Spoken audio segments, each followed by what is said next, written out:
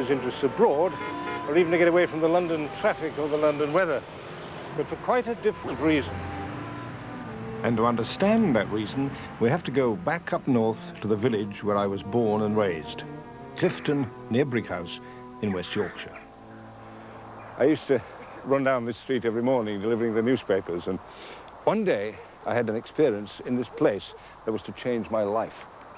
I was about to stick a daily heddle through one of the doors, and suddenly from the inside there came an unearthly, well, certainly very un-Yorkshire sound, and it took my breath away.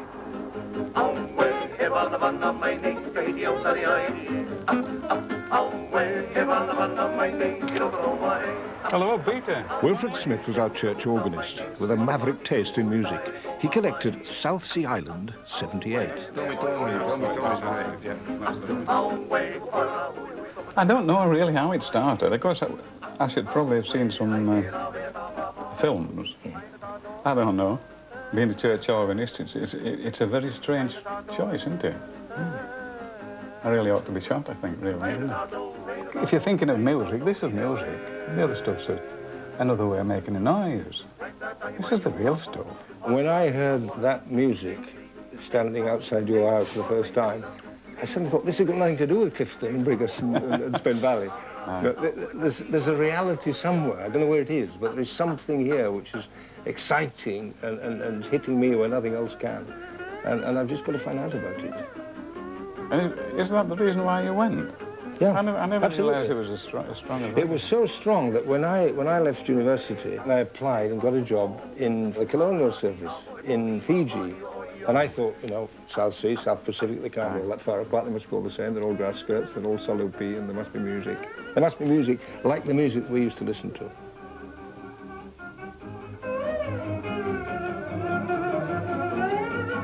How do you do this?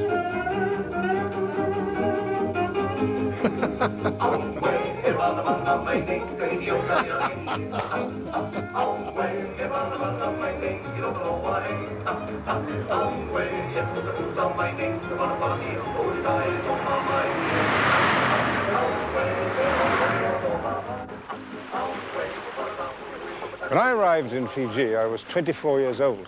I was full of youth, health, and optimism. I'd worked out that the important thing in life was to look after people in the here and now and not worry about God and the hereafter.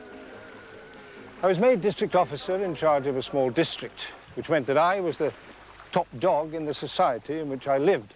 And I was very confident that if they came to me with their problems, all I had to do was to think about them calmly, rationally, intelligently, and I'd be able to work them all out. In fact, I had life worked out. With all my working-class prejudices, I was uneasy as a colonial official. I made a point of walking everywhere barefoot, usually in an old T-shirt, and arriving in the villages unannounced. It was a terrible mistake. I mean, I was a jumped-up idiot because the Fijians had worked out their way of dealing with the ruling classes very well, so that if you arrived on your government yacht, if you arrived and said the district officer is coming, they would give you a 3-hour ceremony, which would allow them to get rid of all the pigs that weren't supposed to be in the village in the first place, allow them to run up all the public lavatories that were supposed to have built under health regulations, and put everything right before you were let loose in the village.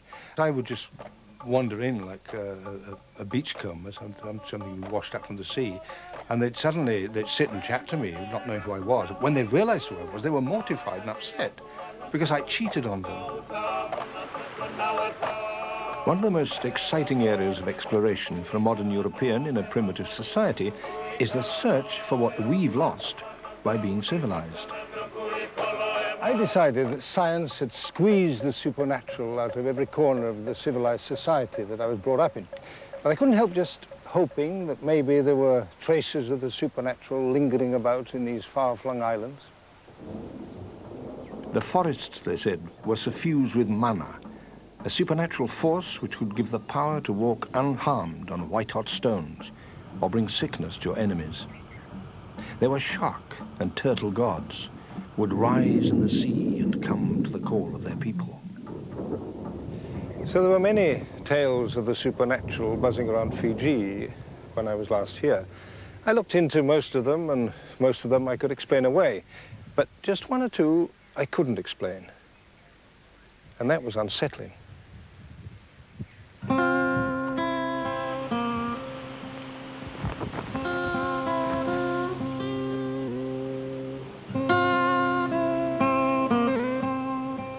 But set apart from the native world, there was the solid, reassuringly British edifice of colonial rule, proclaiming the seemly, decorous and high-minded morality of an advanced culture. And yet, behind the veneer of a polished civility, I made discoveries. I didn't know, I'd never even thought of the way in which the white population of a colony might behave.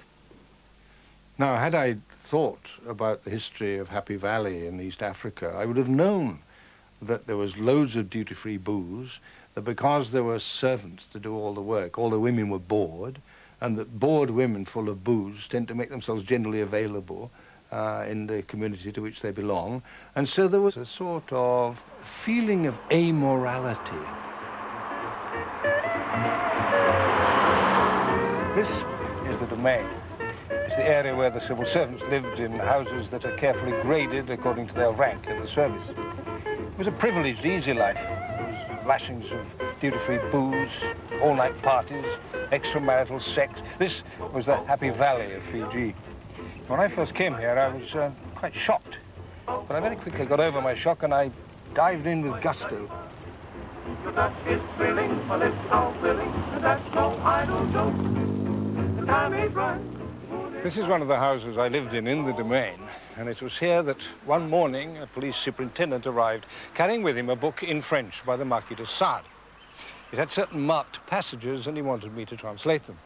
It seemed that an Englishman was under investigation for abnormal sexual practices, and the police wanted to find out exactly what he'd been up to.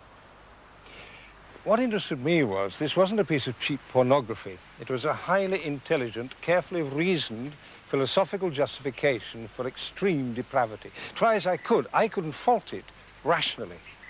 And I suddenly realized this is where the unfettered human reason can take you. It was quite shattering. The Marquis de Sade had struck a blow at my confidence in the human reason as a sure guide to the best in life. A second blow came from a surprising quarter. There was one group of people in Fiji who really had me puzzled. You see, I'd educated myself out of what little religion I ever had. I come to the conclusion that Christianity was for the simple-minded. And then I met these people who were educated, intelligent, who appeared to be perfectly normal human beings, but they believed in God. I met the Jesuits who had 3 years philosophy, 4 years theology under their belts before they became priests. And I suddenly thought, well, this is amazing. I mean, these people have spent all that time reading all these books. They've read as many books as I have. So why on earth haven't they come to the same conclusions as I have? So at this time, I suddenly thought, yes, perhaps it is possible to be intelligent and well-read and to accept the Christian faith. So I thought, well, if there's any club I'm going to join that's Christian, this has got to be the one. Because these are the ones that were going to tell me that God exists without having to wait for God to zap me. Catholics teach that the existence of God can be known by the human reason. So you can get there by using your brain. You don't have to be zapped. And St. Thomas Aquinas set out 5 famous proofs, which I studied very carefully because he was clearly one of the most intelligent men who ever lived. But in time, the charm wore off, and I decided they'd only persuade somebody who was already convinced. Their arguments were false. Their arguments were inadequate. The arguments that are in St. Thomas for the existence of God can all be argued against, it seemed to me. Not only did I fumblingly argue against them myself, but then, of course, I read Immanuel Kant and I read the German philosophers who had taken them to pieces anyway. So I just couldn't get there. Where intellectual argument failed to shift me, simple, direct human contact was more disturbing. Laurie Rolls was my closest friend for 15 years in Fiji. I found, rather to my surprise, that he was a Roman Catholic, and not only a Roman Catholic, and therefore had countless children, but a Roman Catholic who attended Mass every Sunday, who attended confession every Saturday evening. But partly because he was an agreeable chap anyway, partly because he loved drinking, and I loved drinking, We used to go off and talk, mainly about religion. So for many years, we spent a lot of time together talking through Roman Catholicism, Christianity, and the arguments against it. I wasn't aware, really, that Peter himself was searching for faith at that time. He may well have been, but he didn't say so. In fact, I have to say that although we were close friends, I thought that he was in a way mocking me at times. He would ask me lots of questions. We would research questions together. We would discuss a subject and go away and read about it. Or I would read about it because he would have already read about it. And I'd come back to him then and say, look, I've read about that now. I've thought about it a bit more. And I think perhaps you're right, but sorry, my belief is different. And so that the intellectual side of the discussions we had appealed to me enormously. I was stimulated by them. He was the most stimulating person I'd ever met. He was exciting to talk to and to be with. But so far as questions of religion were concerned, the real difference was that no matter what I read, I was still stuck with this belief that I had before I started reading. I've never had problems with explaining why people can be unpleasant to each other. As a humanist, it's very obvious that one can understand why human beings are vicious and unpleasant and aggressive and nasty. There is a complete mystery for the humanist in unmotivated goodness. It doesn't have any adaptive value towards survival. In fact, it's counter-adaptive. So the biologists have enormous problems with it, of course, because they work out all sorts of crazy theories. But this guy is instinctively good in totally unnecessary situations. He goes out and helps people without telling anybody he's done so. He has an instinctive, totally inexplicable concern for making somebody else feel good. This is that, I think, that little piece of divinity that's in all of us. This is God, I think. This is God.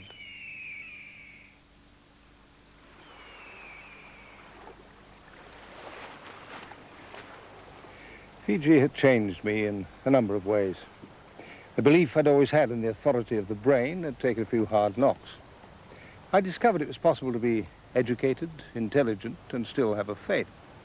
And I'd come into contact with the mystery of unmotivated goodness.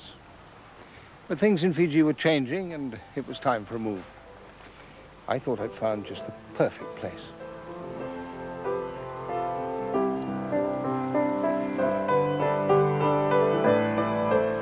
And Peter's journey continues tomorrow at the later time of 12:25 here on BBC One.